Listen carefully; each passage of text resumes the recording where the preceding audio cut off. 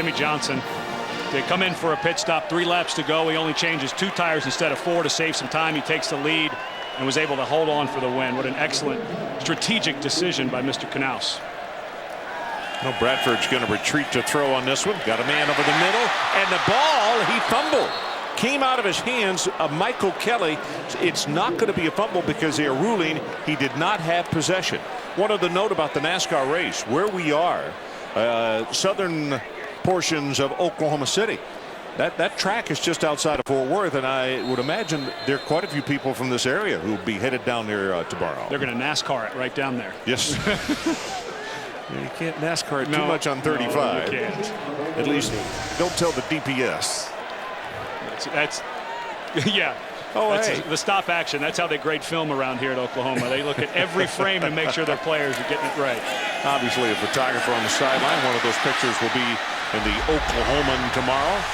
Scrambled by Bradford, finally going to get out of bounds, and he'll have plus yardage of about 3 or 4s. Arkeith Brown will force him out, and it was Vaughn Miller, a freshman who was in high school last year out of DeSoto, who was applying the pressure. And A&M forcing a punt. You know, their defense has had to play on a short field, and the offense needs to come out right now. A&M with 25 yards of total offense. And the way that their front is playing after this Mike Null punt, they're going to need to get something going to get that defense off the field. Keep them off. Well, Holland is back in there as the return guy, and he signals get away from it because it's going to hit short, and he made exactly the right call.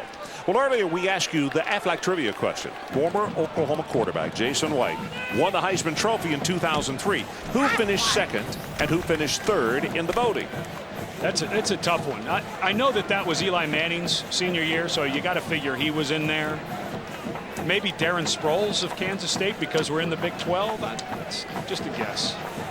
Okay, let's see. Larry Fitzgerald of Pittsburgh, and Eli Manning was third, of course, of Ole Miss. I knew that. And there they were. The 2003 Heisman ceremony. Jason White second from the left, of course. Chris Perry of Michigan to his right. Eli Manning of Ole Miss. And Javorsky Lane gets the carry. Let's go down and check in with Jack again. You know, you ask people how much Javorsky Lane weighs, and nobody really wants to give you an answer. We do know that he ate his way to about 300 pounds by the end of the season. But Les Koenig said to us, you know, one thing I've learned, I don't ask him how much he weighs because there's 2 things that I won't do. 1, ask a woman how much she weighs, and 2, ask my star running back how much he weighs. Smart man. I tell you, it's a few biscuits over what they list in the program, though. I don't think there's any question about that. That was Smith who went in motion. They come back to the other side of the field out to around the 42-yard line with a first down. Walker will make the tackle on Stephen McGee. And you still, if you've just tuned in and you're wondering why Mike Goodson is not in the game, we don't have a straight answer yet. Goodson's been standing on the sideline, has not played. We've seen a couple of other fastbacks. Remember, Lane is the guy who really kind of can run between the tackles, but Goodson over there without his helmet in his hands makes me feel like Jack reported earlier that he was ill earlier in the week. Actually has his helmet now, so we may have been dealing with some type of suspension maybe for the first half or something, and maybe we'll see him later, but A&M could really use his speed.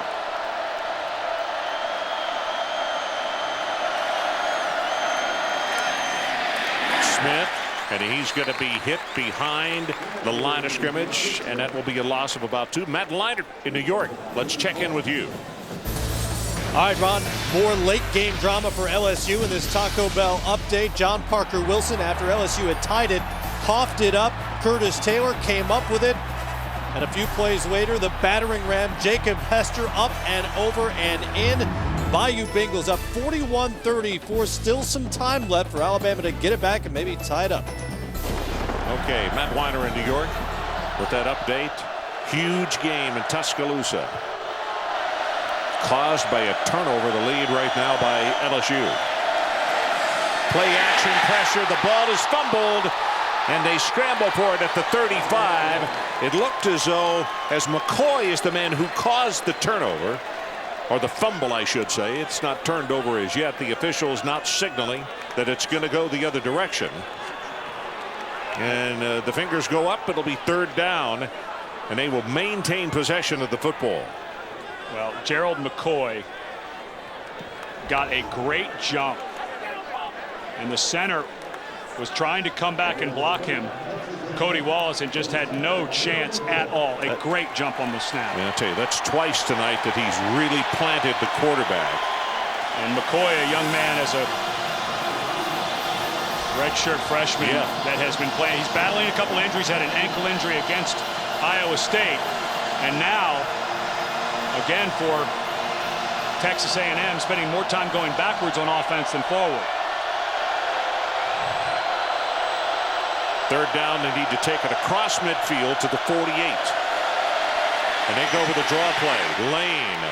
And he'll get some of that yardage back, but it'll be third down or fourth down and 10. And Austin English, you know, if you've ever been down around that shin and ankle, and as hard as his leg was swinging around and hit Irvin Taylor, I can't imagine. I think they need to take some x-rays is what's going on. Plus the swelling has to be pretty bad at this point. So obviously we'll try to get a report when we come back in the third period. Fourth time that the Aggies will have punted. This is a driving kick, and it takes a bounce. Did they get there? Nope. It's going to be a touchback. They'll scrimmage from the 20-yard line. It is 58 yards on the punt. And now let's take a look at our Pacific Life game summary. Well, it was the muff pump by the freshman Holland, recovered by Murray, that set up this Jermaine Gresham touchdown. And Gresham hadn't had enough. They came out in that 3 tight end set that Gary Darnell, the defensive coordinator from A&M's, knew would give him some problems, and man coverage blew up in their face. And it looked like Lode Holt. Prior to the snap, false start, 79 of the offense. Phil Lode Holt, the junior out of Fountain, Colorado. Well, when you get 352 pounds moving, it's kind of hard to stop it. It's a lot of kinetic energy. I'll tell you what, he's 352. Duke Robinson, George Robinson, next to him, the junior out of Atlanta, he's 352. It's almost like that side of the field should be tilted just a little bit, you know, easier to run downhill. And these guys can move. You know, this offensive line is more athletic than you think at 322-pound average. There's Malcolm Kelly on the receiving end, forced out of bounds at the 23. This offensive line for Oklahoma, it's really scary when you start to think about whole team. And next year, whole team. Listen, this team has a very good chance if they win out, because the people are going to lose. We saw LSU getting scared with a little time left there against Alabama, but if they win out, they have a very good chance at going to play for it all. And they only lose 5 total guys off of their starting lineups. Unbelievable how good they could be next year. Yeah, for sure. They would be preseason, if not number 1, at least in the top 3. Short yardage on that running play. It's going to be third down and about 5. And let's go down to Jack Arute again. You know, Ed, you were talking about the playing for it all. That's one of the things that Bob Stoops during the bye week talked to his players about. He said, look, guys, it's really, really basic. Step 1 for us is to continue to win games. That will take us to the Big 12 championship. He said, once we get to the Big 12 championship, if we take care of business there with the fabric and the way things have unfolded during the course of this season, very well could get to step 2 and our ultimate goal to play for the Crystal football. Short drop, Bradford high on the throw, and it'll be incomplete, and it's going to be fourth down. Kelly, the intended receiver, and Jordan Peterson with the cover over there for Texas A&M. You know, as we watch the end of this play, nice job of Kelly. That very easily could have been an interception, but watching Oklahoma line up for a punt, they worked the other day in practice a lot on the kicking game, and Bob Stoops, you got the feeling something may be coming. It's awfully deep in your own territory, but that'd be the time that you catch someone off guard. You're saying we may see some trick plays before the night's over, huh? This is a lazy spiral, and now it's going to bounce back in favor of Texas A&M. So not real long on the punt, only 39 yards. Well, the action continues next Saturday with regional coverage. Heisman candidate Matt Ryan leads Boston College against Maryland, or Kansas battles Oklahoma State in the Big 12. Saturday Night Football presented by Southwest Airlines next Saturday, 8 o'clock Eastern, 7 Central on ABC. You know, Jack just gave that report about what Bob Stoops talked about with his players. And Boston College, who's tied right now 0-0 in second quarter with Florida State, but as good as Kansas and Missouri are playing, that Big 12 championship game could be two very highly ranked teams, which would help the winner in their cause. This is Jaworski Lane, and the big guy will stumble forward for a couple of yards. Curtis Lofton, and I'm not sure we've called his name before here in the first half tonight. His first tackle, I believe. Curtis Lofton having a spectacular season. He got himself up to about 250 pounds. He's a little heavier than he's listed now at 6 feet, and the coaches were very pleased with how he carries it. It gives him a little extra in the middle when he has to take on a guard or a center, and he didn't lose any speed. Very productive. Michael Schumard continues to work at right guard. Chris Yoder injured back in a Texas Tech game that we did. Haven't seen him since. Diving catch, and that's made by Smith. Keandra Smith with a diving grab and good for 19 yards, and that'll move the chains for Texas A&M. Well, that's a nice catch by a running back.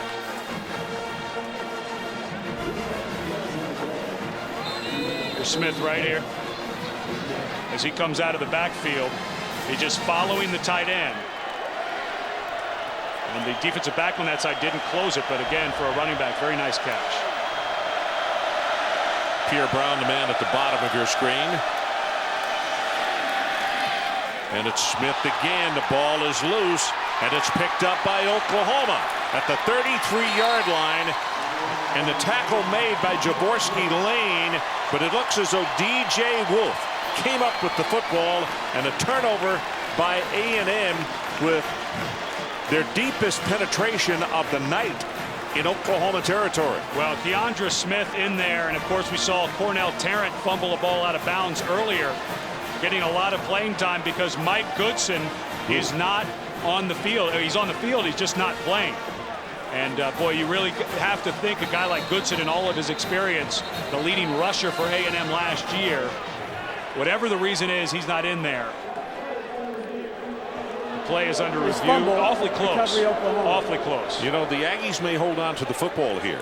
His knee was very, very close to being down. Let's see. Let's take a look. I think it was down. I think it may have been down. It's awfully close. Boy, I'm telling you. Yeah. You talk about bang, bang, and the thing is, in the position he was in, unless you get a different angle, maybe from this one we can see better. Whew.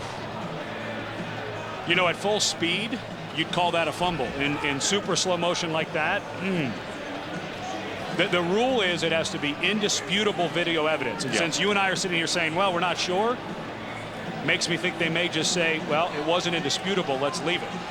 Keandra Smith, number 26, standing on the far sideline, hoping and probably maybe even prayerful that that they say that they're going to change the play and the call on the field. I think he was down. I just wonder if it's indisputable enough to say he was down, and that's his knee is down right there. It sure looks like it. And that's Curtis Lofton. We were just talking about him and how well he's played. Remember that huge forced fumble he had on Jamal Charles down on Oklahoma's 5-yard line in the third quarter, which really saved Oklahoma when it looked like the momentum had changed in that ball game. Well, you know, as far as this game is concerned, 14-0 Oklahoma. But if they overturn this and the Aggies get the ball back, great field position. Yeah, they got great field position. Best that they've had tonight. After review, play stands is called on the field. Oklahoma first down. And I can see why. Listen, super slow motion, and it was still, was it or wasn't it? And, you know, again, the rule is indisputable video evidence. In other words, there cannot be a question. And I think he may have been down, though, Ron. When you look at it again, I think he may have been down. Very close. Iglesias goes in motion. They hand the ball off to Patrick, turns the corner, almost has 10 yards in the play as a flag is down at the line of scrimmage. Toupee making the tackle for A&M, and it's going to be offsides. Offsides, number 11 on the defense. That penalty's declined. Michael Bennett. Well, under Bob Stoops, Oklahoma has been sensational on defense the entire time he's been here. And one of the big reasons, and the reasons their offenses have been so successful, is because they're constantly giving them short fields. And just about every single game that Bob Stoops has coached, they've forced one or more turnovers. And, you know, everyone coaches it, but the level of athlete that Bob Stoops and his staff have consistently been able to bring here is a big reason. They penetrate, they get in there and reach, knock that ball down. That was Curtis Lofton on the last one. Eldridge, the tight end, went in motion, stayed in to block. And Bradford is going to be close to the first down, actually on the carry at around the 43. Kellen Hurd put the stop on him. He's sophomore out of Wharton. Well, it's right on the edge of our yellow line. And they're saying first. On the edge of their yellow line also, I guess. You wonder if the officials sometimes wish that that yellow line would show up for them. Make their job a little easier. Yeah. We don't quite have that technology yet. Yeah, that yellow line returned to gold as far as helping them make very quick decisions. Alan Patrick, blocker in front, 45 and out to the 49. Coming up at the halftime, John Saunders and Craig James in our New York studio. Scores and highlights including number 4 Arizona State against number 5 Oregon for what appears to be an elimination game in the national title chase. You know, deer season opened today down in Texas. I'm a little surprised that Craig James is in New York tonight. I thought that probably he would have abandoned John and been out on maybe his ranch hunting deer. Chris Brown in the backfield, but they fake. Safety valve throws it complete, and that's at the 46 to DeMarco Murray. Well, Murray, that ball looked like came in awfully low, and the linesman and the umpire were kind of looking at each other wondering, was it a catch or wasn't it? Now, of course, they're looking to see if it was a first down. Asking the players to move so they're going to have to bring the chains from all the way across the way. But neither official looked completely comfortable in calling that a catch. See if he gets his arms underneath of it. Well, I didn't see the ball come through underneath, so I doubt they'll review that. Well, our line says it's off by about 3 inches. And that's about right. Maybe 6. Pretty accurate.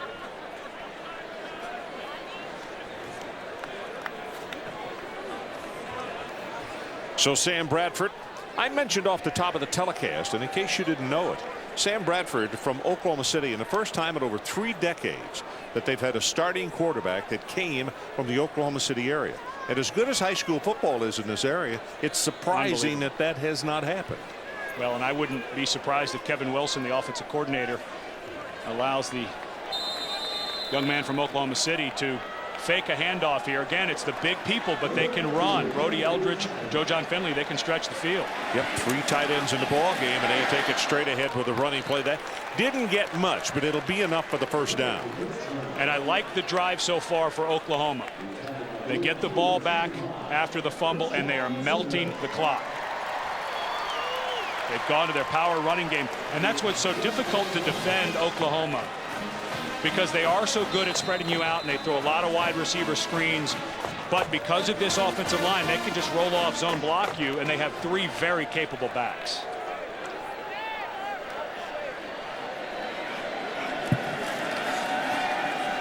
Bradford sets in the pocket, got a man, has it complete for the first down. Iglesias, Joaquin, a junior out of Killeen, Texas.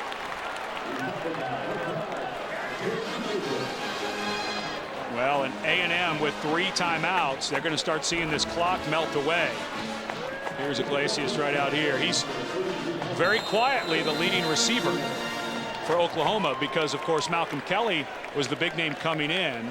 And a lot of teams, I go back to that Miami game when they went one-on-one coverage on Malcolm Kelly. Everybody after that said, no, we need to double that guy up. So Iglesias has been the benefactor. Chris Brown did a nice job of a tackle from behind by the ankles. Michael Bennett grabbed a hold.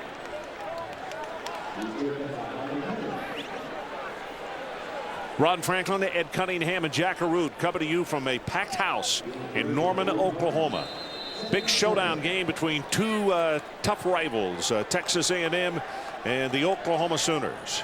Both, of course, in the Southern Division of the Big 12 Conference. Oklahoma sitting on top. Total yards in this ball game, Oklahoma just hit 200, and A&M stands at 50.